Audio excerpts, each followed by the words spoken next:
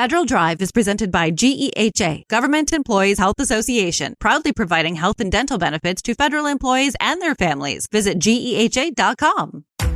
And now, the Federal Drive with Terry Gerton, sponsored by GEHA. Welcome to the Federal Drive on Federal News Network. It's Wednesday, May 27th. I'm your host, Terry Gerton, and I'm glad you're here. Coming up on this hour of the Federal Drive, even as a legal challenge unfolds, a new DEI order for federal contractors is already being enforced through the contracting process. Plus, DoD's ability to protect classified information held by its contractors depends on a system under growing strain. Those stories and much more ahead during this hour of the Federal Drive. We begin with this. Federal employees may soon have to start signing non-disclosure agreements. The Office of Personnel Management has unveiled a government-wide NDA template for agencies. It's an attempt to stop government documents from being leaked to the press. Here with more is Federal News Network's Drew Friedman. Drew, great to have you. Thanks for joining me. Nice to be with you, Terry. All right.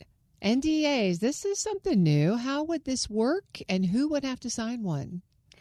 So the way that OPM has teed up this proposal is to have agencies, if they choose to, adopt this government-wide NDA and have both their current employees and prospective new hires sign that agreement.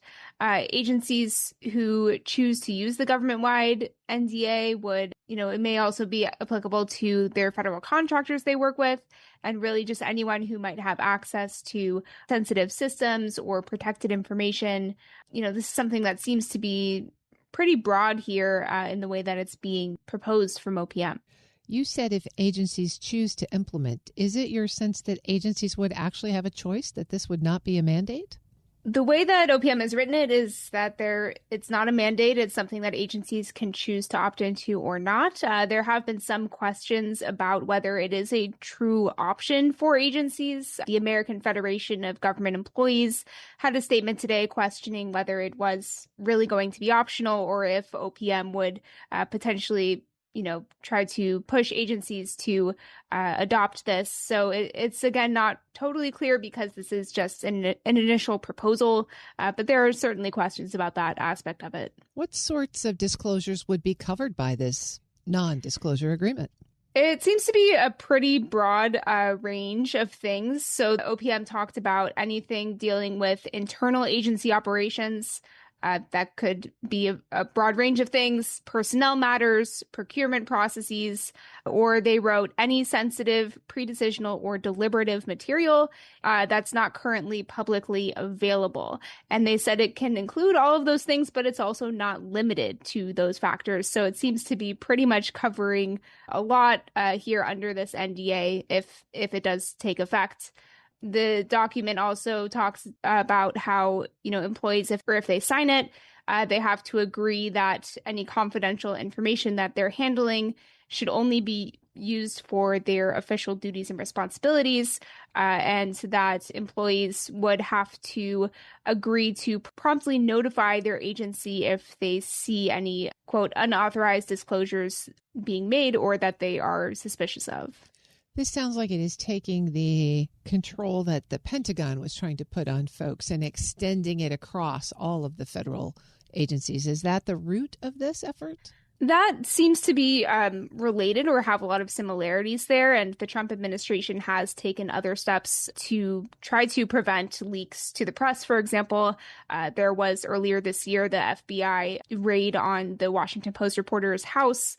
And there were also reports in 2025 that the Department of Homeland Security, along with a couple of other agencies, were having employees take polygraph tests to try to root out who was leaking different documents or information to the press. So this isn't the first step here, of course, in Trump administration's efforts, but it seems to be aligning with some of the past things that they've already been working towards, including the Pentagon requirements.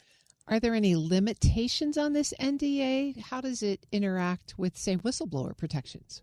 It does say in the draft agreement that OPM released that it would not restrict whistleblower protections. And it also said that employees who do sign it would still be able to communicate instances of fraud, waste, and abuse, for example, to Congress or to an inspector general office. But it does, again, seem to be a pretty broad blanket NDA here. There's no real time limit on it. The agreement says that even if employees change jobs or change agencies or even leave government, unless they're given express written permission from an agency official, the NDA still applies to them. Again, going back to the type of content or information that it covers, it also seems to be pretty broad there, but there are limitations, and it does specifically say in the agreement that it doesn't supersede whistleblower protection laws. Drew, do you have a sense that this is going to be in any way optional for employees? Can they say, I don't want to sign? It's, I think, going to depend on a couple of factors. One is which agencies are going to start implementing the NDA and having employees sign it. So it may depend on what agency you work at. And then beyond that, it could depend on your position or something like that. But it seems like in general, this is going to cover pretty much any federal employee where the agency has agreed to implement this. And then also new hires, as I mentioned, who would also be required to sign the NDA as part of their onboarding process. And so if someone does sign it and then later breaches the NDA, shares information with the media or something else, does this specify what sort of penalties they might be subject to? It could be pretty significant penalties. It says that if you violate the NDA, at least according to this draft document, that it could result in disciplinary action, including simply being fired from your job. There could also be civil or criminal penalties that are incurred that may depend on the severity of the breach of the NDA, but there's certainly going to be repercussions for federal employees who sign it and later violate the agreement. And it's not clear if employees, choose or don't want to sign the agreement in the first place. There would likely be some sort of discipline against that type of action as well, but that's a little bit less clear just because this is still in the early stages of development and it's just a pretty short proposal as of now, but we might learn more about some more specifics of what that would look like once OPM is finalizing this. So with this short proposal, did OPM offer any sort of overarching logic or argument for why this kind of an approach was necessary? It absolutely ties back to what they say are recent leaks to the press of different government documents, for example, regulations and draft proposals. It also talks about recent leaks of ICE employees' names and personal information, and a couple of other instances that they're flagging about why this is necessary. But if you look at the general blanket statement for what OPM says here, they talk about how having a standard form would promote consistency across government. It would protect what they call confidential information, and then have federal employees be more informed of both their rights and their obligations. OPM was very clear in the fact that this isn't changing any applicable laws, but simply just a reminder to employees of what they can and can't do with that confidential information that they are given access to as part of their jobs. And what sort of a timeline are we looking at here? They're going to get some comment back. When might a final proposal come out? Usually, just because this is going through the regulatory process, it would probably take at least several months for this to all be ironed out. And then from there, it also depends on how quickly agencies will be implementing it once there is a supposed final rule. So I'd imagine it wouldn't be likely for potentially this fall or winter, but it's something that seems to be coming for employees here, and definitely something to just be aware of. That's Federal News Network's Drew Friedman. Drew, thanks for bringing us up to speed on it. Absolutely. Thank you. You can find her story at federalnewsnetwork.com. Up next, even as a legal challenge unfolds, a new DEI order for federal contractors is already being enforced through the contracting process. This is The Federal Drive with Terry Gerton on Federal News Network. Tune in Tuesdays at 10:30 a.m. and 2:30 p.m. for the Innovation in Government Show, sponsored by Carasoft. Hear from the industry leaders advancing the technologies shaping how agencies modernize secure operations and deliver better services. Innovation in Government covers what is changing now, what is working from cybersecurity and cloud to data, AI, and emerging technologies. Listen to Innovation in Government, Tuesdays at 10:30 a.m. and 2:30 p.m. on Federal News Network. Search Innovation in Government.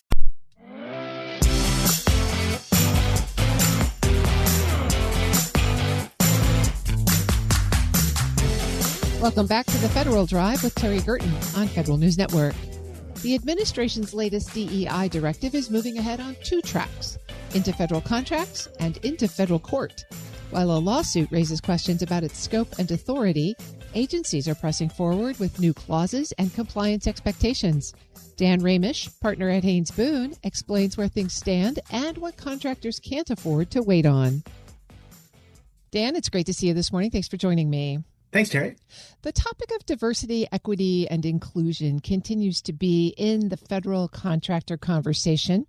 Tell us what exactly is happening right now with federal contractors and DEI. So, federal agencies are taking steps to implement sweeping new prohibitions on contractor participation in diversity, equity, and inclusion programs that the administration characterizes as involving race or ethnicity-based disparate treatment.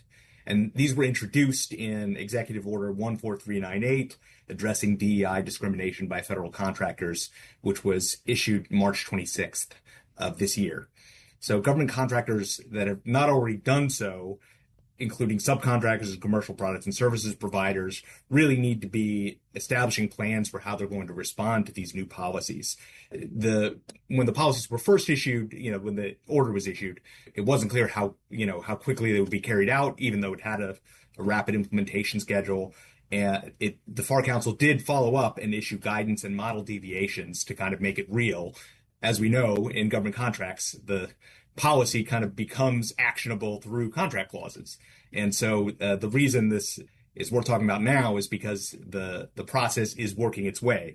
After the guidance was issued and the implementing clause was published, 52-22290, addressing discrimination by federal contractors, it started appearing in new solicitations, and contracting officers are also starting to negotiate to include it in existing contracts. And per the guidance and the executive order, it's supposed to be added to all contracts by July 24th, 2026.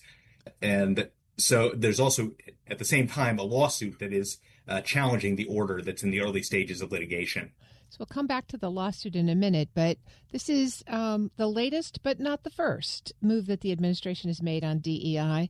Maybe catch us up on sort of the cumulative impact of all of these different orders and pieces of guidance. Sure. So this new order builds on some of the administration's early actions. Notably, day two of the new administration, the president issued Executive Order 14173, ending illegal discrimination and restoring merit-based opportunity.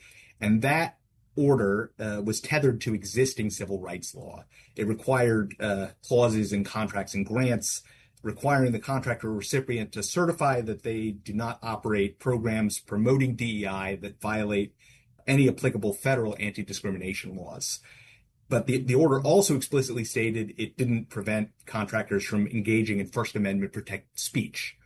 So it was really framed to reinforce existing anti-discrimination law rather than creating new law. So how is this new order different from that one? So the new order goes much further. The executive order requires government contractors to agree not to engage in any racially discriminatory DEI activities. And those terms are broadly defined.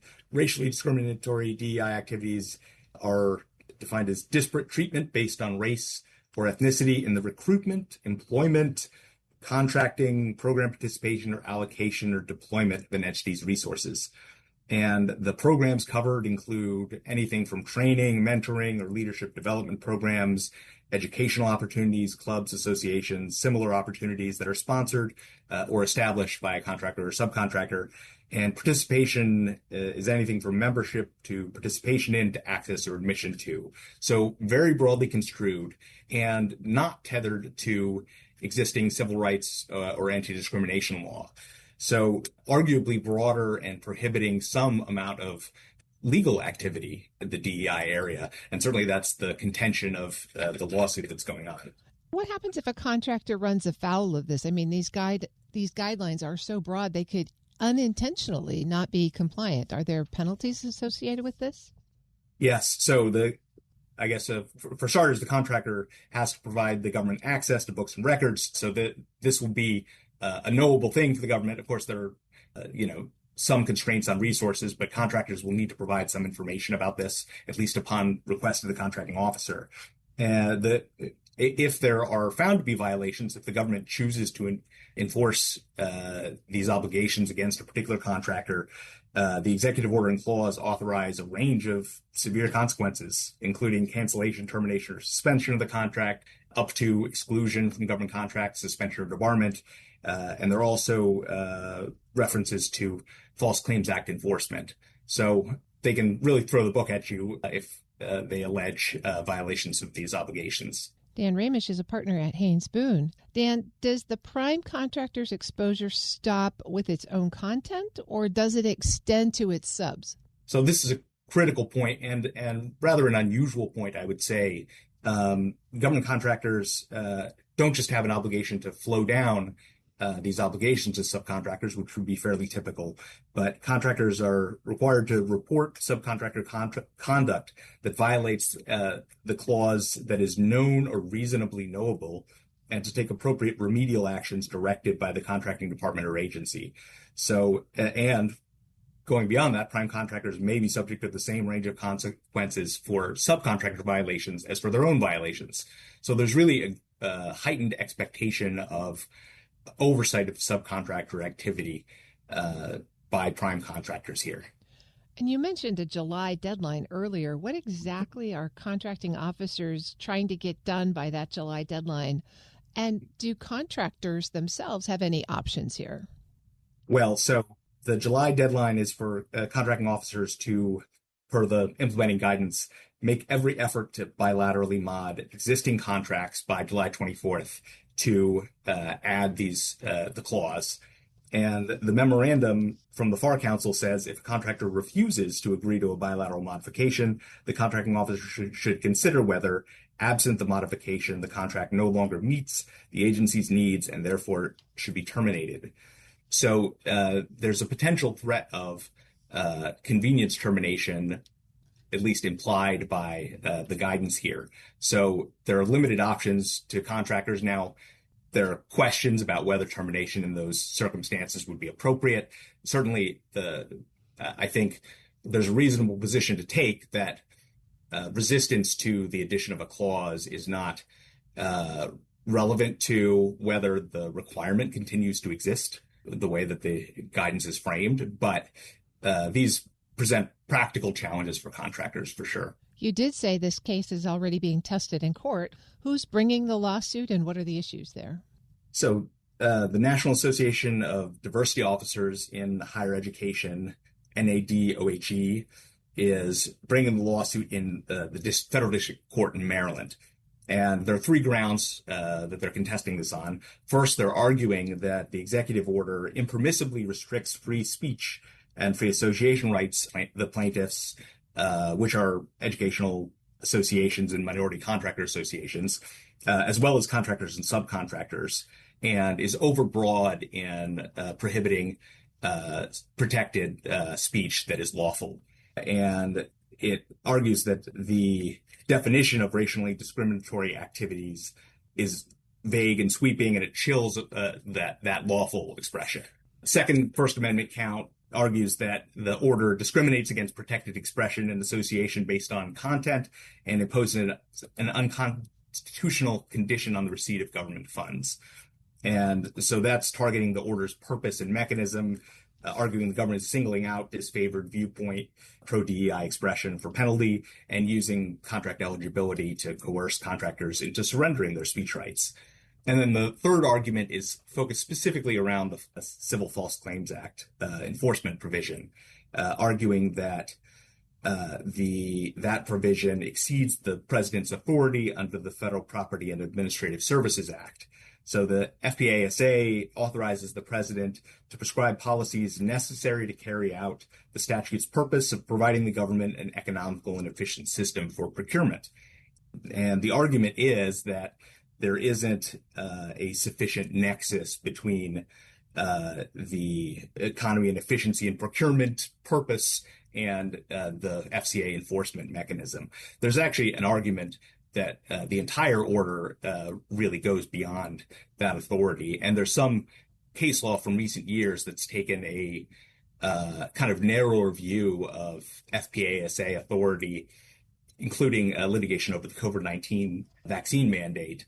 However, there may be some challenges here as compared to the COVID scenario because there is a longstanding history of contract clauses addressing equal employment opportunity and affirmative action in government contracts. And so the administration would argue, well, this is just another equal opportunity provision, even though, of course, it is quite different than the previous equal opportunity provisions. But it'll be interesting to see how that plays out. So while the case is making its way through the court system, what should contractors be doing now to make sure they're compliant or watching to see whether they have to comply, depending on the resolution of the case?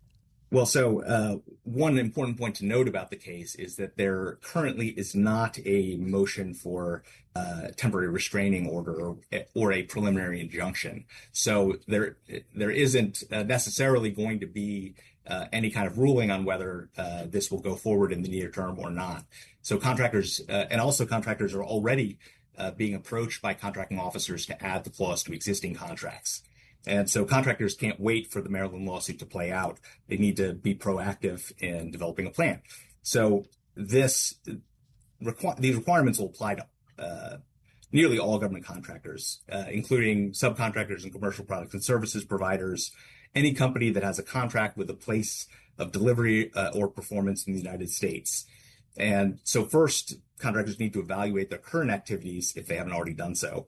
The executive order reaches many common longstanding corporate activities that promote diversity, ranging from subcontractor programs to mentorship opportunities to affinity groups.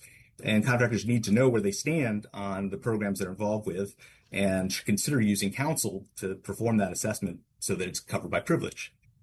In some cases, there will also be added challenges because the prohibition might conflict with other legal obligations. For example, if contractors do work with state governments, state procurement subcontracting requirements might conflict with the federal prohibition. Second, contractors will need a plan for whether they will or can accept the new clause in solicitations and existing contracts when they see it. There are potential grounds to challenge the order and its implementation. Of course, the Maryland action illustrates this. There are arguments it violates the First Amendment, exceeds the president's authority under FPASA.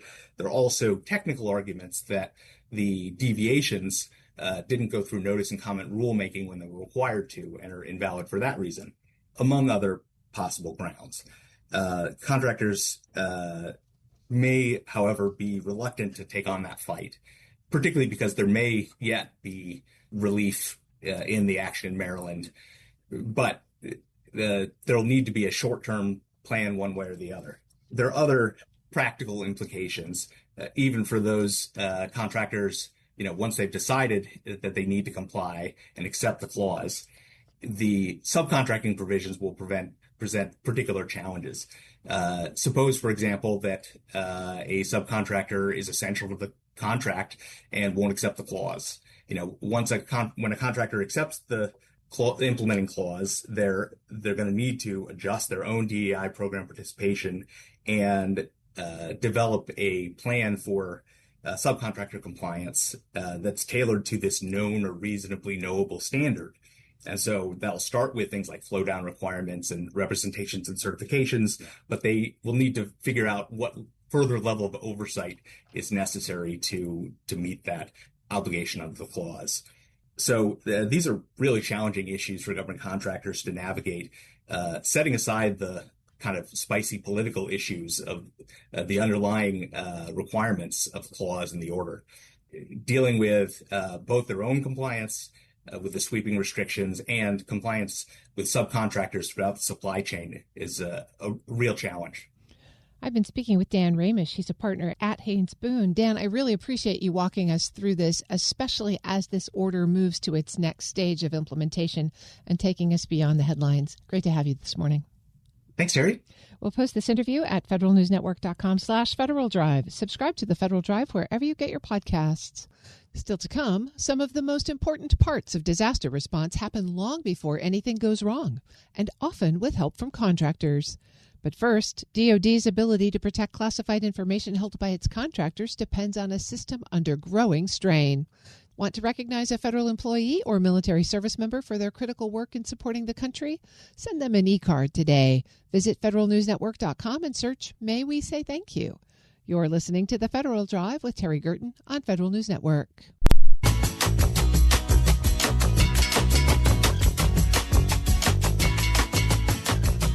Welcome back to The Federal Drive with Terry Gerton on Federal News Network.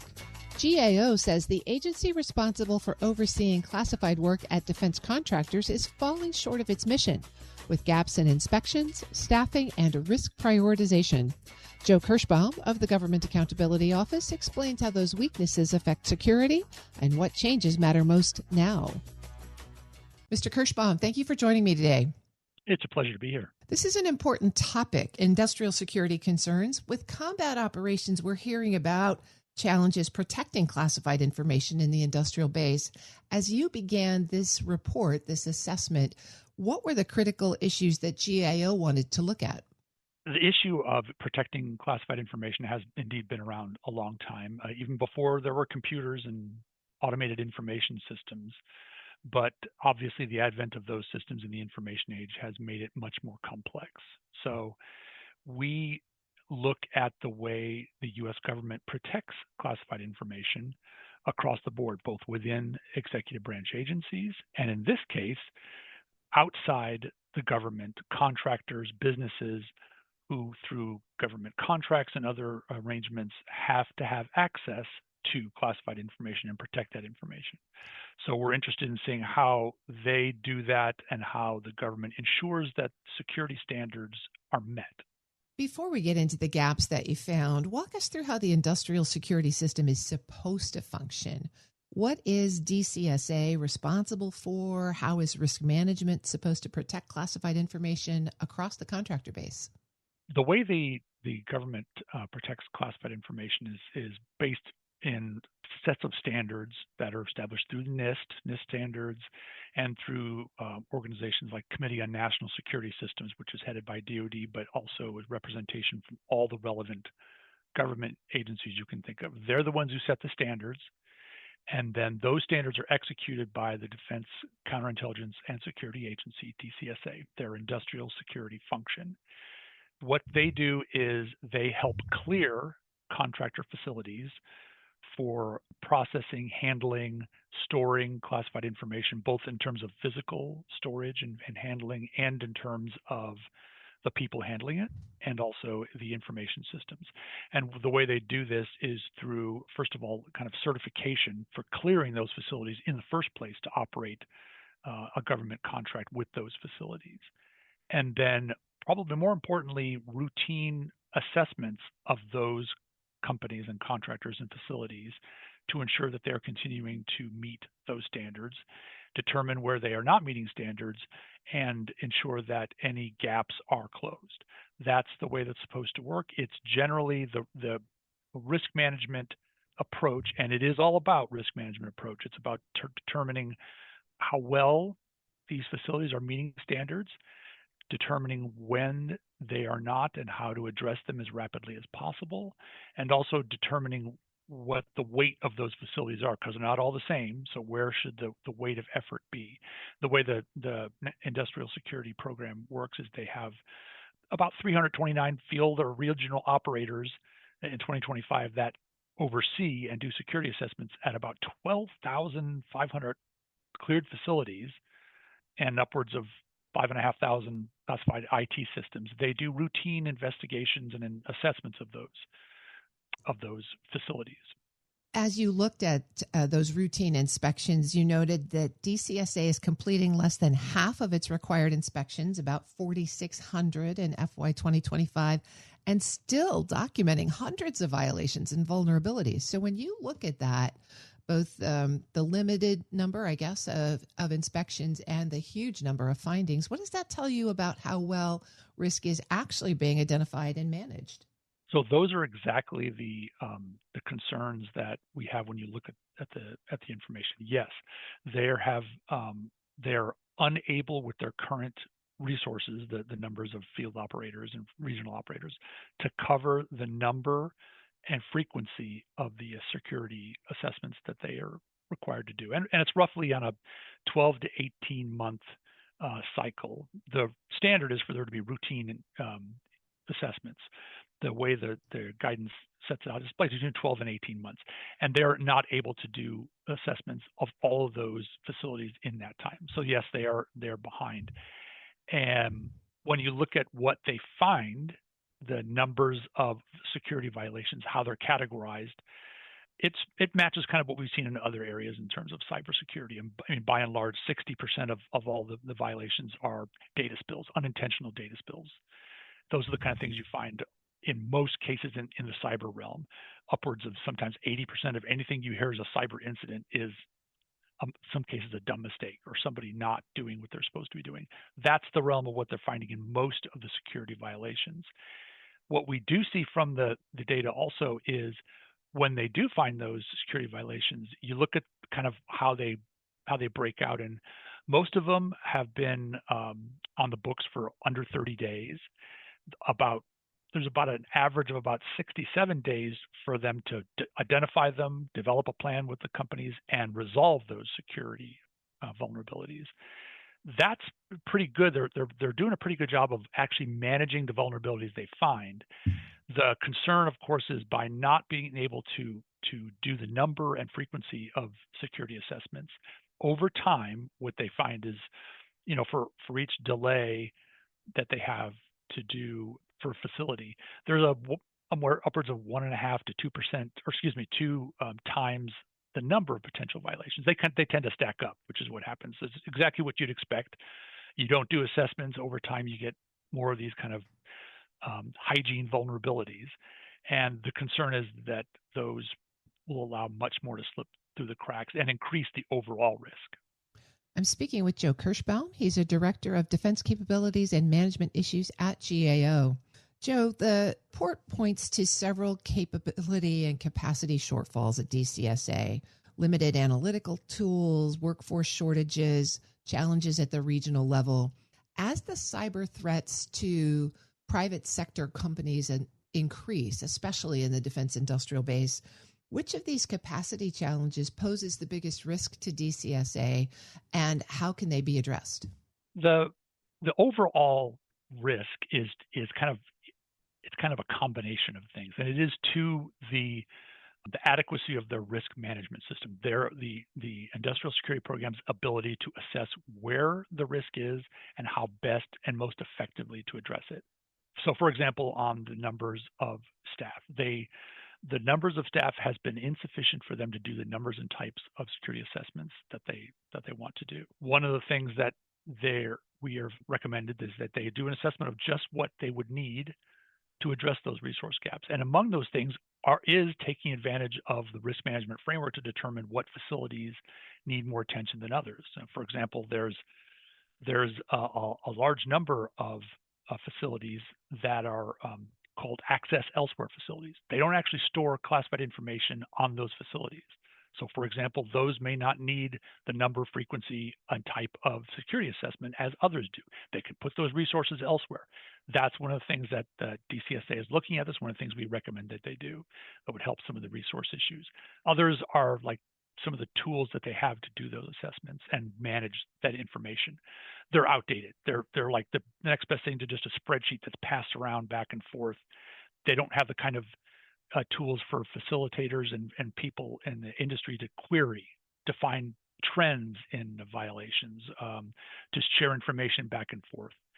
And then also improvements in their overall information systems, which they are doing, but gathering information from the users of that system that will make it much more effective and efficient to operate. Part of your process in doing this report was focus groups. What did you hear in the course of those focus groups, especially from industry and their frustration with this process? So the focus groups we did about 12 focus groups, and they were mostly that were the members of all the DCSA security facilitators in the field and in the regions. And a lot of their frustrations mirrored kind of what we've been talking about, frustration with some of the inadequacy of the information systems, the inability to do the kind of queries of systems that would allow them to identify trends, to share information more effectively, concern about the results or the impacts of not being able to do the number and frequency of assessments and what that might mean over time. And then also some concerns about the way the DCSA is potentially rolling out the new system to information system, the IT system that they have to kind of improve the system overall. They're concerned that they weren't being consulted about just what they would need. And as it turns out, what DCSA has been doing, they've been using and the Agile framework to help develop this system.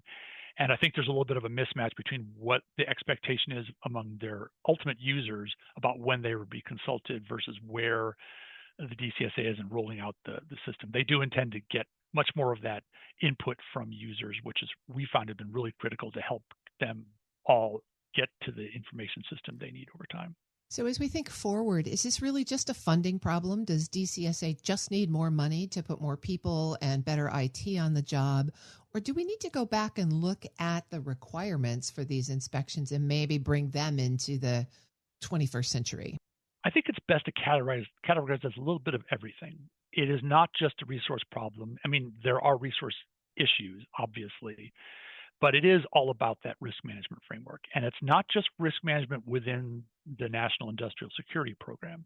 So one of the things we've been talking about is, better assessments of what types of facilities you have, where resources can be better put and applied. For example, some of the things that DoD said they were going to do in response to our recommendations is potentially shifting more of the responsibility for doing some of the assessments onto the military services, which obviously would require more training and more assessments. But that's one way to help with the resource issues. The other is for the DCSA writ large to consider where this program fits in. The National Industrial Security Program, as we've talked about in the report, is roughly $160 million annually for that program. But DCSA also oversees the personnel vetting program for the Department of Defense and others. That's the security clearances. That one's upwards of $1.3 billion per year. So it dwarfs the National Industrial Security Program, and but it's an overall responsibility. So figuring out where NISP fits into the overall DCA responsibilities is one of the things that they can do to help with their overall resource issues as well. I've been speaking with Joe Kirschbaum. He's a Director of Defense Capabilities and Management Issues at GAO. Joe, thank you so much for joining me. Thank you very much. It's been a pleasure. We'll publish this interview and a link to the report at federalnewsnetwork.com/Federal Drive. Subscribe to the Federal Drive wherever you get your podcasts. Coming up next, some of the most important parts of disaster response happen long before anything goes wrong, and often with help from contractors. This is the Federal Drive with Terry Gerton on Federal News Network.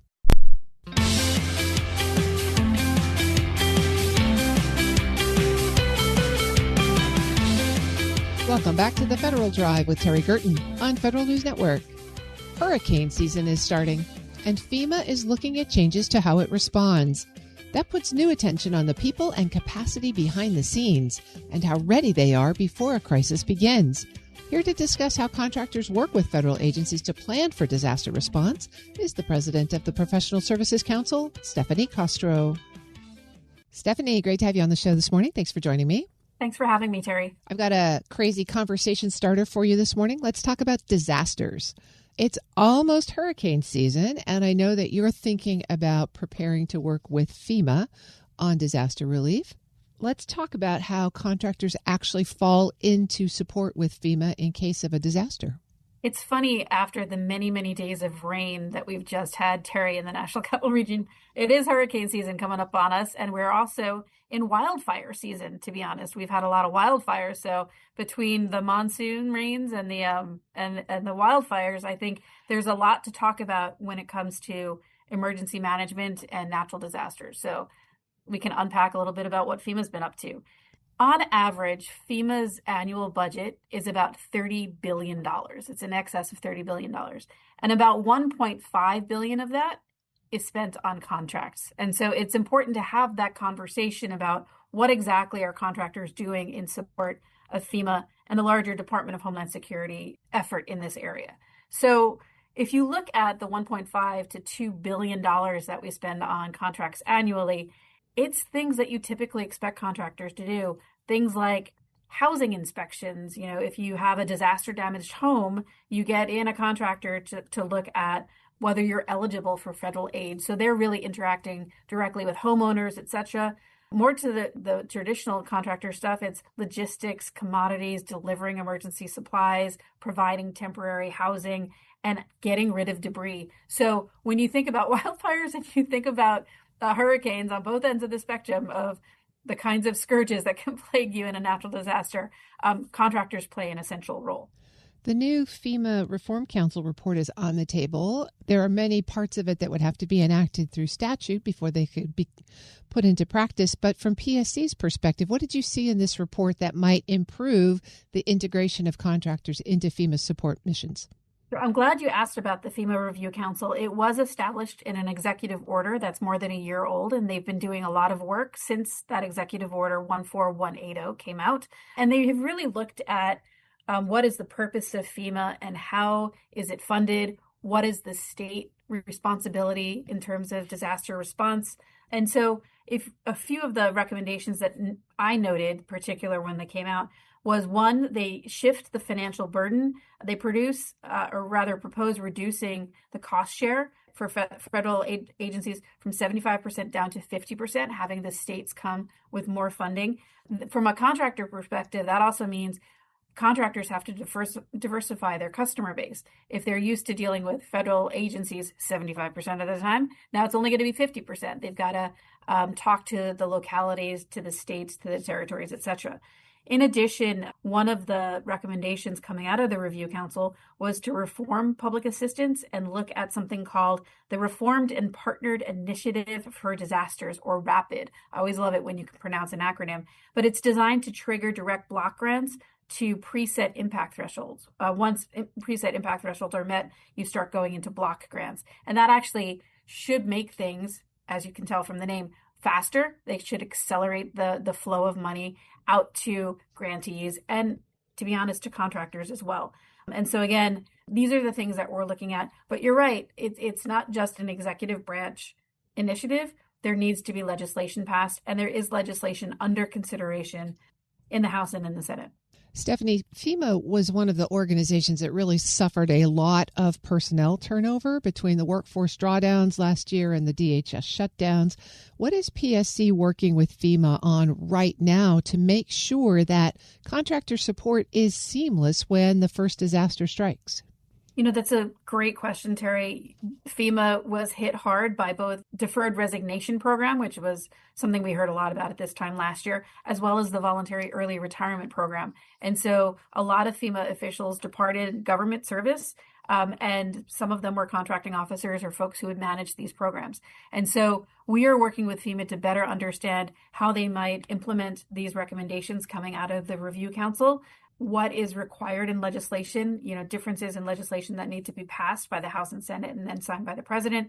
And moving forward, how will they interact both with the state, because now the state should be stepping up if these reforms are implemented, as well as with contractors and grantees. So there's a lot of movement in this space. I think the focus on housing for FEMA is something that we are working quite closely with them, not just temporary housing, putting people up in hotels, but also different kinds of structures, camps, et cetera, for temporary housing, but also to look at who's eligible for FEMA aid going forward and what that might look like. There are a lot of changes afoot, And we look forward to working with both FEMA and the states, to be honest, on how this is going to be implemented. Stephanie Castro is president of the Professional Services Council.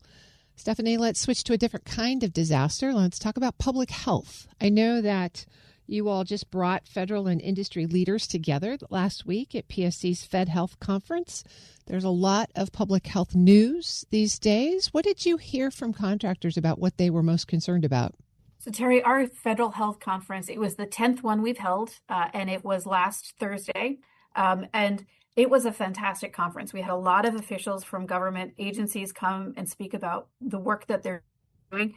Most impressive was our closing keynote, Dr. Alfred Johnson from the National Institutes of Health. And of course, he couldn't spend a lot of time talking about Ebola, but it certainly was a topic around the fringes of the conference. And it was something really remarkable to me regarding what are we doing about Ebola and what can contractors contribute to the battle against Ebola. Now, as a reminder for your audience, Ebola is not new. We periodically have these waves of outbreaks, predominantly in Africa, places like the Democratic Republic of Congo, which is where it's stemming from now for this latest iteration.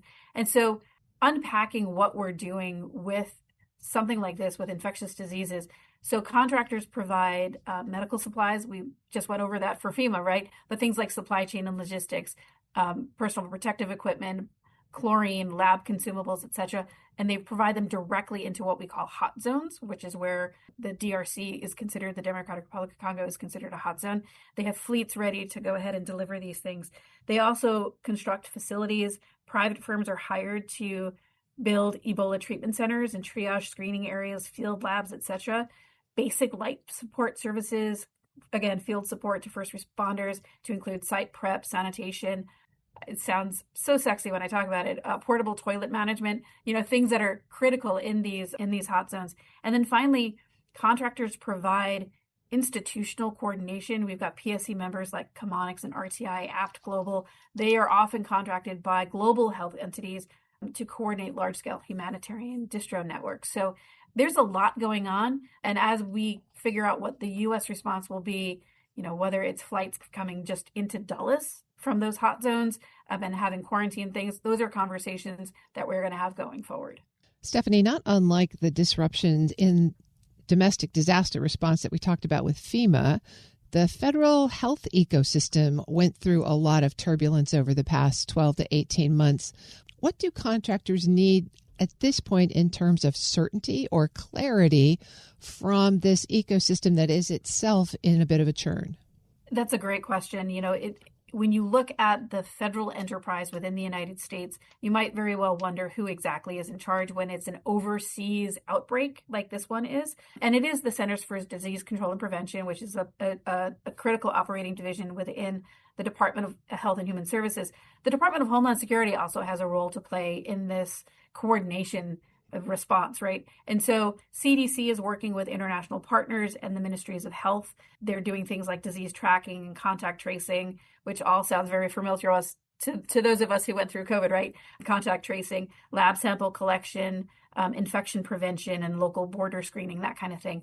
DHS also gets involved in the back end of this to make sure that we have the infrastructure in place to be able to have those supply chain and logistics elements get activated so that we can respond quickly when we need to.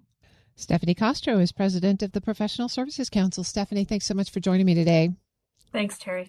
We'll post this interview at federalnewsnetwork.com/Federal Drive. Listen to the Federal Drive on your schedule. Subscribe wherever you get your podcasts. The Federal Risk Authorization and Management Program is making a simple word change that will hopefully put to rest some long-standing confusion about the cloud security program. Under the new rules, cloud services the program has approved will be dubbed FedRAMP Certified instead of FedRAMP Authorized. Nicole Thompson is the Security Director for FedRAMP at the General Services Administration. She talked about the latest changes with Federal News Network's Executive Editor, Jason Miller. We take away a lot of the burden of having an initial authorizing agency. And that was a barrier that a lot of cloud service providers ran into, especially on the Rev 5 side, because it was a fairly large lift for an initial agency to grant an initial authorization and get them over to the FedRAMP process. Now that a cloud service provider can come directly to FedRAMP, we just changed the terminology from authorized to certified. FedRAMP certifies them. Now they can go and say, hey, we already have a FedRAMP certification. You can just reuse our certification into your agency ATO, and it makes it a lot easier for cloud service providers to become adopted throughout the entire federal market. I can only imagine the reaction from industry. Did you get a standing ovation? Did they send you candy and flowers? I mean, like this has been obviously the biggest complaint from industry about, hey, how do I get authorized? How do I get approved? If I can't get someone to sponsor me, but I can't get someone to sponsor me unless I'm authorized, it's the chicken or the egg. I imagine that has been the biggest piece of feedback you've seen about how excited industry is to say, hey, I can still meet the goals. The bar's not getting lower, but the process is a little more straightforward and easier. Exactly. And a lot of this was called out in the OMB memo in M2415. It took some of the largest complaints that we consistently heard from from industry, the time and the cost it took to get FedRAMP authorizations, the requirements once you were in, the significant change request process where commercial cloud service providers had to come to the government to explicitly request that they be allowed to implement changes into their commercial product offering, slowing them down significantly from innovating. There were a number of key complaints that OMB charged FedRAMP to fix. And so we're hoping that industry is appreciating some of the meaningful strides we've been taking towards solving those problems. And just real quick, because we're pushing up against a break, when you changed the term from authorized to certified, was that recently or did that happen in the last couple months? When did it happen? Yeah, it happened at the beginning of May when we released our consolidated rule set for 2026. We've been hinting at this change for months now. We put out quite a few requests for comment, put out notifications that announced our intent after those requests for comment. But another very confusing piece, especially for agency end users, was mistakenly assuming that a FedRAMP authorization meant that a cloud service provider was authorized across the entirety of federal government because they equated FedRAMP authorization with agency authorization. And so to help the agency authorizing teams integrate better with their end users, we're changing FedRAMP authorization over to FedRAMP certification so that there's a distinct nomenclature difference. And FedRAMP certification is a little bit more decoupled from agency authorization that is always and has always been required to use a FedRAMP authorized product at an agency. And this doesn't even get into the joint authorization board. That's a whole different discussion I imagine we could have. But I think some of that is, the concern had been, how do I get in front of the JAB? Well, what if only one agency has approved me? And now it sounds to me like with this change in terminology, folks can then, the path to getting that agency authorization, the path to get some sort of bigger, better is much shorter and easier. Or at least less complex. Yeah, that's certainly what we're hoping. Through 20X, you can come directly to the FedRAMP program office. We issue a FedRAMP certification. You go live on the FedRAMP marketplace, and then you can take that to any federal agency and say, hey, just reuse my FedRAMP package. Nicole, at that point, let's do a quick break, take a drink of water, take a breath, and then we'll pick it back up. I'm interested in, that's the reason why I wanted to break here is when we're time-wise, but also is the JAB something you guys are talking about these days or not too often? Not too often. Yeah. Really trying to get past the JAB days. That's what I kind of figured, yeah. For quite a few years. So we're hoping to put that kind of behind us. That's right. So, and that's what I kind of figured, and that's why. Also, what about you mentioned the future of Rev 5. So the two places I would go next is the high impact. You mentioned that briefly. I would just ask you to kind of, you said maybe the fall. I'd ask you maybe what should folks know about what kind of the initial plans for high. But then also I would probably ask you, okay, what is the future of Rev 5? You said it's not going away. So are those from those paths okay? Yeah, both of those are fine. All right. I was told we have to be quick on this because we have another panel right after this. So not you, it's me. They know I like to talk. So. All right. Let's go down there, and then I'll get into the agency stuff about kind of that change for agencies. Yeah. All right. right, here we go. Nicole, we've been talking a lot about the low and the moderate pilots under 20X. You mentioned high briefly. Let me just ask you, you said maybe the fall you start looking at it. Maybe it's a pilot, maybe not. But what is that kind of longer term vision? Because I think that is the other piece to this big puzzle where a lot of vendors are saying, hey, I need to get high impact authorized because agencies now are starting to ask for them. And then when you talk about agencies, you're talking about a lot of the big five, right? You're talking about DHS, DOD, HHS, Justice, a lot of the ones that spend a lot of money on technology and they want to meet their needs. What does the future focus of the high impact level? There's a multi-pronged approach to the high impact level, especially at FedRAMP. So one of the things we've been working with agencies on is to really clarify the impact level that you require your data to be at. When you declare that you need a high impact level environment, when you go back to the NIST definition and FSMA definition of what a high impact level means, it means that loss of life is on the line when any part of the CIA triad is impacted at a high impact level. So we're really holding high impact level providers to a much higher standard. That's Nicole Thompson, the Security Director of FedRAMP at the General Services Administration. To watch her entire conversation with Jason Miller, check out our 2026 Risk and Compliance Exchange at federalnewsnetwork.com. The Federal Drive with Terry Gerton is produced by Eric White and Michelle Sandiford. Our web editor is Stephanie Wright. In honor of Public Service Recognition Week and Military Appreciation Month, Federal News Network and Delta Dental invite you to recognize the people who make public service possible. Send them an e-card to say thank you at federalnewsnetwork.com. Search May We Say Thank You. For the latest updates, stay with federalnewsnetwork.com or follow us on Facebook, YouTube, and LinkedIn. I'm Terry Gerton. Thanks for listening.